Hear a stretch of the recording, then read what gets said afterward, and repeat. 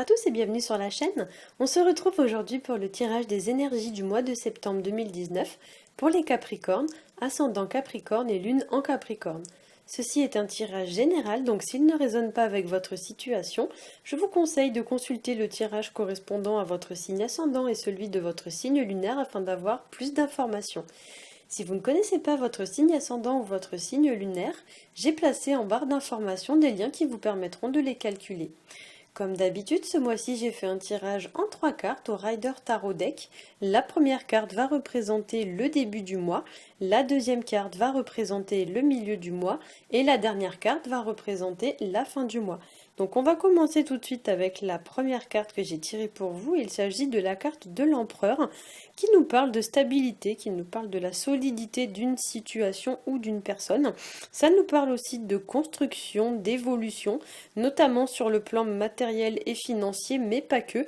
Donc il y a l'idée que quelque chose tend à gagner en solidité, en durabilité, je sais pas comment on peut dire ça, mais quelque chose qui devient plus durable, plus stable, plus sérieux, plus concret dans la matière, hein. Pour certains, cette carte pourrait aussi représenter une certaine forme de force physique ou mentale, voire même l'autorité. Donc peut-être que pour certains, vous allez être confronté à une personne peut-être autoritaire, ou alors peut-être qu'on va vous demander de vous affirmer face à une personne. C'est également, cette carte de l'empereur, souvent une personne fiable sur laquelle vous allez pouvoir compter. L'empereur représente aussi voilà, tout ce qui va être de l'ordre du leadership, donc les personnes qui ont beaucoup d'assurance, qui ont une autorité naturelle. Et en ce sens, cette carte pourrait représenter les patrons ou du moins les gens qui ont un certain pouvoir de décision vis-à-vis des autres, hein. Donc peut-être que pour certains, donc soit c'est vous qui allez être concerné par cette situation, soit on vous demande d'acquérir un petit peu ce genre de caractéristiques, hein. Cette carte peut aussi nous parler d'une personne qui a de solides assises, une personne qui est sûre d'elle, qui a beaucoup de connaissances, de compétences, qui a déjà acquis une certaine forme de renommée, ou alors une personne qui possède un certain patrimoine, voilà, et qui va peut-être pouvoir vous aider. Ça peut nous parler aussi pour certains de l'autorité excessive qu'une personne pourrait avoir sur vous. C'est vrai que l'empereur, souvent dans ses mauvais aspects, ça peut représenter une personne, alors soit une personne autoritaire, soit une personne qui prend un peu les gens de haut. Voilà, une personne un peu dominante et qui du coup a tendance un petit peu à vous écraser ou à vous imposer sa vision des choses. Une personne qui va peser, on va dire, sur vous d'une façon ou d'une autre. Voilà, et du coup c'est quelqu'un souvent qui vous laisse pas forcément faire ce que vous voulez. Une personne voilà qui peut même des fois avoir tendance un petit peu à vous asservir, comme si cette personne était un peu votre patron, donc une personne qui va vous donner des directives, et du coup peut-être que pour certains vous allez devoir taper un peu du poing sur la table face à cette personne pour ne pas subir en fait les contraintes qu'elle vous impose, hein. On va passer à la seconde carte qui est la carte de l'ermite. Alors effectivement cette carte rentre très bien en résonance avec la carte de l'empereur, puisqu'on va le voir, la carte de l'ermite représente aussi une personne fiable sur laquelle on peut éventuellement s'appuyer, ou une personne qui peut nous faire profiter de son expérience. L'ermite nous parle surtout d'introspection, c'est une carte qui nous parle de repli sur soi.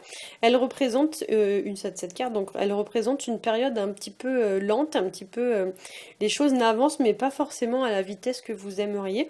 C'est aussi voilà souvent donc une personne ou une situation qui appartient au passé. Cette carte peut aussi vous inviter pour certains à la prudence ou à la réflexion. Il y a l'idée avec l'ermite d'agir avec beaucoup de raison et de maturité, ou de gagner en maturité ou en raison, comme si vous deviez acquérir une certaine forme un peu d'expérience, ou comme si vous deviez un petit peu vous aguerrir en fait. Il y a l'idée d'acquérir peut-être de nouvelles façons de penser, ou sortir un petit peu des chemins battus, mais c'est vrai que l'ermite souvent c'est un vieux monsieur, hein, donc c'est quelqu'un de très respectable et c'est quelqu'un qui pense avant d'agir. Pour certains, cette carte, donc comme je l'ai dit, va représenter une personne fiable sur laquelle vous allez pouvoir compter, sur laquelle vous allez pouvoir vous appuyer. Ça peut être une personne qui va vous apporter son soutien ou son aide vis-à-vis d'une situation.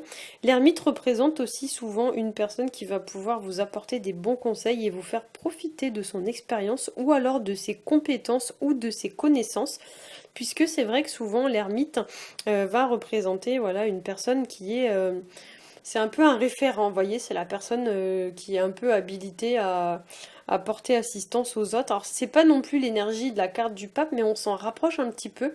C'est vrai que souvent L'ermite, bon, c'est vrai qu'il fait un petit peu son chemin de son côté, mais pour autant, c'est quelqu'un qui est vraiment de bons conseils et qui peut vraiment vous apporter quelque chose, quelqu'un vraiment sur qui vous allez pouvoir compter et sur qui vous allez pouvoir vous appuyer, hein.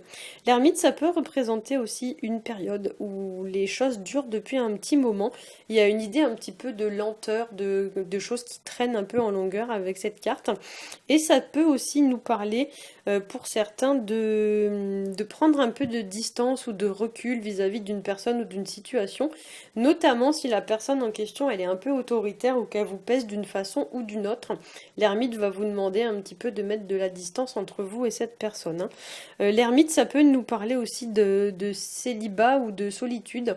Des fois, on a envie un petit peu de s'isoler pour mieux faire le point un peu sur sa vie. Et peut-être que certains d'entre vous vont ressentir le besoin de prendre un peu de distance, de se mettre un petit peu à l'écart. Voilà, il y a l'idée un petit peu de tourner le dos un peu à toutes les sollicitations qu'on pourrait avoir, donc les fêtes, etc.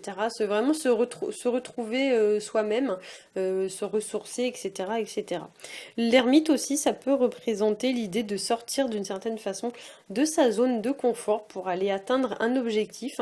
On vous dit avec cette carte que ça prendra le temps que ça prendra, mais si vous faites les efforts qu'il faut, il n'y a pas de raison en fait que ça marche pas. Alors, on va passer à la dernière carte que j'ai tirée pour vous. Il s'agit de la carte du jugement qui nous parle effectivement donc de jugement, mais d'une façon plus générale, ça peut nous parler de renouveau, de nouveauté, ça peut nous parler du changement d'une situation qui prend une forme différente ou alors qui se transforme. La carte du jugement, on est ici sur un double 10, le 10 symbolisant la fin dans le tarot. Effectivement, là on est sur un double 10, donc c'est double fin. Donc peut-être que pour certains, il y a une fin de cycle qui se prépare ou qui est déjà en cours, mais ce sera vraiment quelque chose d'assez important dans votre vie, un changement majeur, on va dire ça comme ça, hein. Là, on est sur du 9, donc on est juste avant le 10. Donc on est à deux pas, on va dire, de clôturer un cycle. Donc pour certains, voilà, il reste encore un tout petit peu de chemin à faire. Mais effectivement, le chemin n'est plus très loin et la lumière est au bout du tunnel, hein. La carte du jugement, c'est aussi une carte qui évoque une forme de réveil ou d'éveil, comme si certains allaient avoir des prises de conscience assez soudaines. On peut parler aussi avec cette carte de nouvelles, de recevoir des informations, des réponses, voire même de recevoir un jugement ou un verdict. Ça peut nous parler aussi, puisque la carte s'accompagne de la carte de l'ermite, de recevoir des nouvelles d'une personne que ça fait un petit moment qu'elle s'est éloignée de vous, en fait, une personne peut-être qui a tourné le dos. Ça fait un moment qu'on n'a pas eu de ces nouvelles et la personne nous donne des nouvelles, ou peut-être c'est vous qui allez donner des nouvelles à une personne parce que vous vous êtes trop éloigné d'elle. Cette carte peut aussi nous parler de changement de situation ou de revirement de situation, un petit peu comme si on pensait en fait que la situation elle était perdue et puis finalement paf les choses s'arrangent et les choses tournent en notre faveur. Effectivement, cette carte du jugement nous parle tout à fait de ça, hein. La carte du jugement, ça peut aussi nous parler de célébration publique, de recevoir des applaudissements, des félicitations, des compliments, etc. Il y a l'idée un petit peu avec cette carte d'être comment dire, pas de notoriété, mais presque, en fait, il y a une notion un petit peu d'être mis un peu en avant ou quelque chose dans ce style-là. Ça fait un petit peu penser à la carte du chariot, d'ailleurs, sur ce point-là. Mais c'est vrai qu'avec la carte du jugement, pour certains, il pourrait y avoir quelque chose un peu de cet ordre-là. La carte vous invite aussi à bien vous entourer, voire même à faire le tri dans votre entourage, parce que c'est vrai qu'avec cette carte-là, des fois, il pourrait y avoir des déceptions au niveau de l'entourage, notamment quand il y a l'ermite à côté. Il y a des gens peut-être qui dans votre dos font des choses qui sont pas forcément acceptables ou un petit peu, peut-être pas dans ce cas-là, mais c'est un peu l'idée en fait. Peut-être il y a des gens dont il faudrait un peu se méfier, hein. Pour certains aussi, avec cette carte, il y a une forme un petit peu de délivrance ou de libération, voire quelque chose un petit peu qui soulage ou qui finit par s'apaiser. C'est un petit peu l'idée de voir la lumière au bout du tunnel. C'est vrai que la carte du jugement, on la voit souvent quand il y a une fin qui s'arrange, quelque chose qui tourne en votre faveur, souvent c'est la carte du jugement qui va sortir. Pour certains aussi, vous avez quelque chose en lien avec le passé à régler, puisque la carte du jugement nous montre un ange. Les anges, effectivement, représentant le passé et le deuil. Et pour certains, voilà, il est possible que vous ayez peut-être un travail de deuil à faire vis-à-vis de quelque chose ou de quelqu'un, notamment si cette personne a pris ses distances avec vous. Il y a l'idée, voilà, de faire un peu son deuil et de passer à autre chose. Voilà, donc c'est vrai que des fois, on est obligé de faire une période un petit peu de travail là-dessus pour pouvoir envisager l'avenir plus sereinement. Ça peut aussi carrément nous parler d'une personne qui malheureusement est décédée et qui du coup bah, vous manque, hein. Et du coup voilà, peut-être que pour certains il y a un travail de deuil qui n'est pas encore vraiment fait et du coup peut-être vous allez être obligé de faire ce travail pour envisager l'avenir plus sereinement. Voilà, j'espère que ce tirage aura su vous aiguiller. Si c'est le cas, n'hésitez pas à liker, à partager et à vous abonner. Pour ma part, je vous souhaite à tous un très bon mois de septembre et je vous dis à bientôt.